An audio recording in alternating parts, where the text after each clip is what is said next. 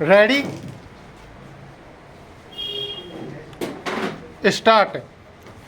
किसी राष्ट्र की प्रगति का आधार शिक्षा होती है। स्टॉप। शिक्षा का उद्देश्य ज्ञान अर्जित करना और रोजगार तक सीमित नहीं है। स्टॉप। भारत जैसे देश में जहां शिक्षा सदियों से विद्यार्थियों को निःशुल्क प्रदान की जाती रही हो, वहां महंगे होते निजी विद्यालय अब पूरी तरह से मुनाफे का व्यवसाय बन चुके हैं। स्टॉप। ऐसे में सरकारी शिक्षा व्यवस्था पर सवालिया निशान लगता है। स्टॉप। निजी विद्यालय अभिभावकों से भारी भरकम शुल्क वसूलते हैं। स्टॉप। बच्चों के भविष्य को देखते हुए कई अभिभावक यह राशि देने के लिए बाध्य होते हैं। स्टॉप। एक तरह से देखा जाए, तो इन विद्यालयों से शैक्षिक असमानता बढ़ी है। स्टॉप। ज़्यादा शुल्क तो अपनी जगह है, मगर इससे दो वर्ग तैयार हो रहे हैं। स्टॉप। सरकारी विद्यालयों की उपेक्षा किसी से छिपी नहीं है। स्टॉप। पैरा। देश की अधिकांश जनसंख्या गांवों में निवास करती है, जो आए दिन आर्थिक तंगी से जूझती रहती है। स्टॉप। ऐसे में महंगी होती शिक्षा सभी के लिए सहज उपलब्ध नहीं है। स्टॉप। निजी विद्यालयों की संख्या ग्रामीण और शहरी दोनों क्षेत्रों में लगातार बढ़ रही है। स्टॉप। यहाँ पर छात्रों को गुणवत्तापूर्ण शिक्षा, बौद्धिक विकास और अतिरिक्त कौशल के नाम पर प्राथमिक स्तर से ही अभिभावकों से मोटी शुल्क वसूली जाती है। स्टॉप। यह सच है कि निजी विद्यालयों में शुल्क वृद्धि का कोई ठोस मानक निर्धारित नहीं है। स्टॉप। अतिरिक्त गतिविधियों के नाम पर और स्कूलों में विकास कार्यों के लिए भी विद्यालयों से ही वसूली होती है। स्टॉप। हर वर्ष फीस में बढ़ोतरी की जाती है। स्टॉप। इसका बोझ अभिभावकों पर पड़ता है। स्टॉप। उन पर बच्चों की कोचिंग और ट्यूशन के शुल्क का दबाव भी रहता है। स्टॉप।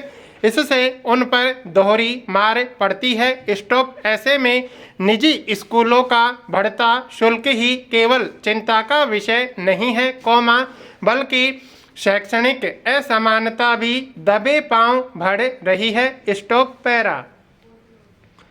निजी स्कूलों में तर्कसंगत शुल्क के लिए सरकार को गंभीरता से हस्तक्षेप करना चाहिए। स्टॉप। शिक्षा मौलिक अधिकार होने के बावजूद यह इतनी महंगी होती जा रही है कि आने वाले दिनों में सामान्य परिवार का बच्चा शिक्षा से वंचित रह सकता है। स्टॉप। निजी विद्यालयों में शुल्क बढ़ने का मूल कारण सरकारी स्कूलों में गुणवत्तापूर्ण शिक्षा की कमी, जनसंख्या के अनुपात में विद्यालयों का न होना और आधुनिक संसाधनों का अभाव है। स्टॉप।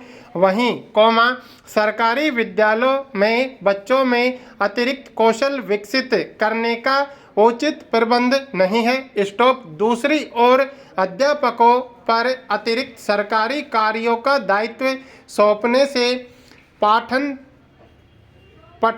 में बाधाएं उत्पन्न होती हैं। स्टॉप। शिक्षा से ही बच्चों का भविष्य बनता है। स्टॉप। राष्ट्र की उन्नति होती है। स्टॉप। इसलिए हर अभिभावक चाहते हैं कि उनका बच्चा बेहतर से बेहतर स्कूलों में कौशल युक्त शिक्षा ग्रहण करे। स्टॉप। नई शिक्षा नीति लागू होने से सरकारी विद्यालयों में बदलाव की उम्मीद थी, लेकिन ऐसा पूर्ण रूप से होता दिख नहीं रहा है। स्टॉप। मौजूदा समय में देश में 14.71 लाख से अधिक सरकारी विद्यालय हैं। स्टॉप। इनमें शिक्षकों की कुल संख्या 98 लाख है। स्टॉप। 1 लाख प्राथमिक विद्यालय ऐसे हैं, जहां एक शिक्षक ही सभी कुछ संभालता है। स्टॉप।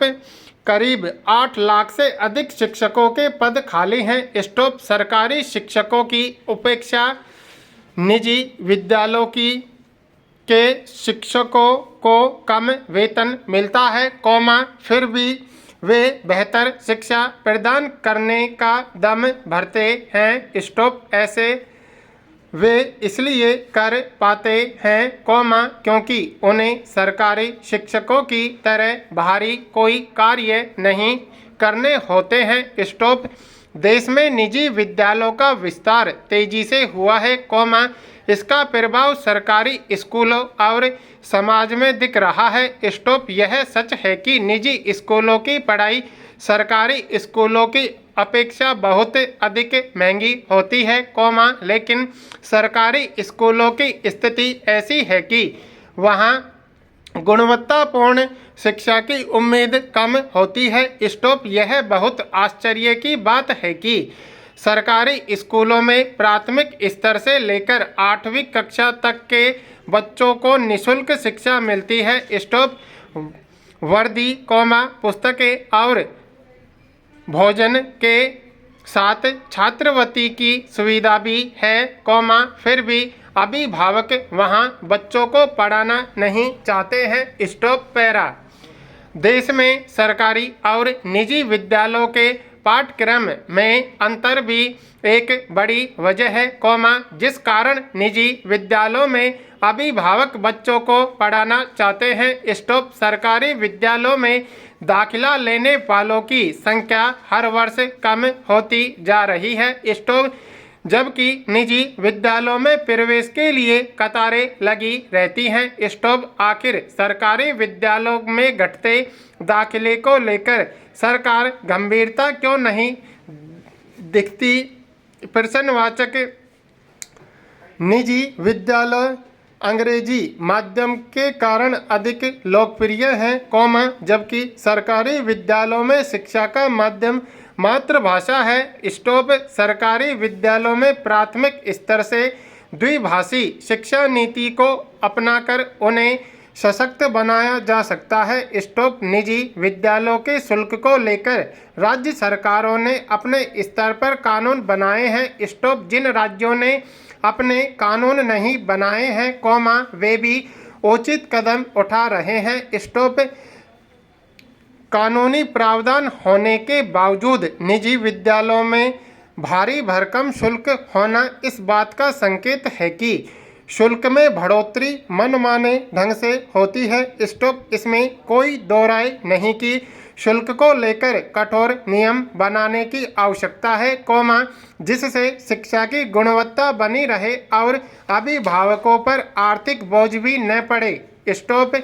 राज्य सरकारों को एक स्वतंत्र शुल्क नियामक तंत्र का गठन करना चाहिए, जो विद्यालयों में शुल्क की समीक्षा के उपरांत ही वृद्धि की अनुमति प्रदान करे। स्टॉप। विद्यालयों में शुल्क वृद्धि के कारण के बारे में अभिभावकों को स्पष्ट रूप से बताने के लिए बाध्य किया जाना चाहिए। स्टॉप। योगदान और विकास शुल्क के नाम पर ली जाने वाली फीस की अधिकतम सीमा सरकार को निर्धारित करनी चाहिए। स्टॉप। यदि समय रहते शुल्क वृद्धि को नियंत्रित नहीं किया जाता है, तो देश में शैक्षिक असमानता और बौद्धिक हीनता का भाव बढ़ेगा, जिसका दूरगामी प्रभाव पड़ेगा। स्टॉप। पैरा। किसी राष्ट्र की बौद्धिक पूंजी का निर्माण गुणवत्तापूर्ण शिक्षा से संभव है। स्टॉप। सरकारी विद्यालयों में स्मार्ट क्लास, पुस्तकालय, विज्ञान, प्रयोगशाला, कौशल और नवाचार के लिए सुविधाओं को बढ़ावा देना चाहिए। स्टॉप। सरकारी स्कूलों में शिक्षकों की कमी हमेशा बनी रहती है। स्टॉप। इसे दूर करने की जरूरत है। स्टॉप। नवोदय विद्यालय और केंद्रीय विद्यालयों की संख्या बढ़ाने के साथ सीटों की संख्या में भी वृद्धि की जानी चाहिए, ताकि अधिक से अधिक छात्र इनसे लाभान्वित हो सके। स्टॉप। ग्रामीण और शहरी क्षेत्रों में सरकारी स्कूलों को राज्य स्तरीय नवोदय जैसे मॉडल में तब्दील करने पर ध्यान देना चाहिए। स्टॉप। साथ ही प्रवेश प्रक्रिया में पारदर्शिता लाने की भी जरूरत है। स्टॉप।